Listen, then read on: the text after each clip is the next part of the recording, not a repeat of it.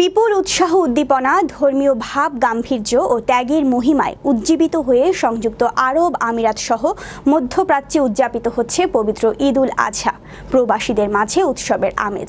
সংযুক্ত আরব আমিরাত থেকে প্রতিনিধি মাহবুব সরকার জানান, রবিবার লাখো মুসল্লির অংশগ্রহণে সকাল ৫টা ৫০ মিনিটে আমিরাতের রাজধানী আবুধাবির শেখ জায়েদ মসজিদে অনুষ্ঠিত হয় দেশটির বৃহত্তম ঈদের জামাত। এর আগে দেশটির অন্যান্য রাজ্যে ঈদের জামাত অনুষ্ঠিত হয় সকাল ৫টা ৪১ মিনিট থেকে ৫টা ৪৫ মিনিটের মধ্যে।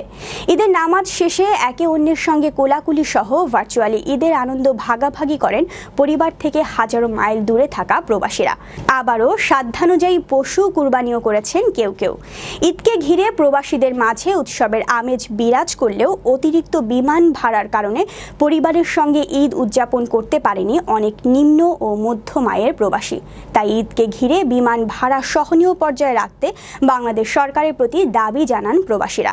আমরা দীর্ঘদিন ধরে প্রবাসে আছি, সুখে দুঃখে প্রবাসের ঈদ উদযাপন করি।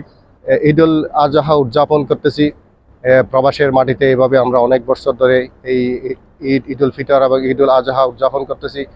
এখানে গরু জবাই করেছি এবং গরু জবাই করে আমাদের এলাকার মানুষ এবং আত্মীয় স্বজন, আমার বন্ধু বান্ধব যারা আজকে এখানে এসে আমার সাথে সম্পৃক্ত করেছে এবং ঈদ উল আজহাকে যে একটা এই দেশের আমেজ করে দিয়েছে এবং দেশের আমেজ যে আমরা সৃষ্টি করতে পেরেছি, এটার জন্য আসলে আমরা এই প্রবাস বুকে যে আমরা দেশের আমেজ নিয়ে আমরা সবাই একসাথে কাজ করি।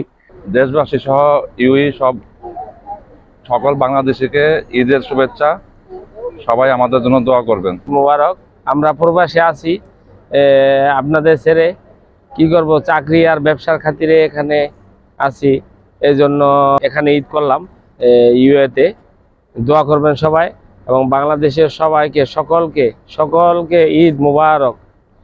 আমরা অনেকে প্রবাসীরা ঈদে যেতে পারে নাই এবং ঈদের সরকারকে আবেদন জানাবো আমরা ঈদের যেন বাংলাদেশকে সবাইকে, প্রবাসীদের সবাইকে রেমিটেন্স যুদ্ধ দেখে যে ঈদের টিকিট যেন সহজ করতে পারে।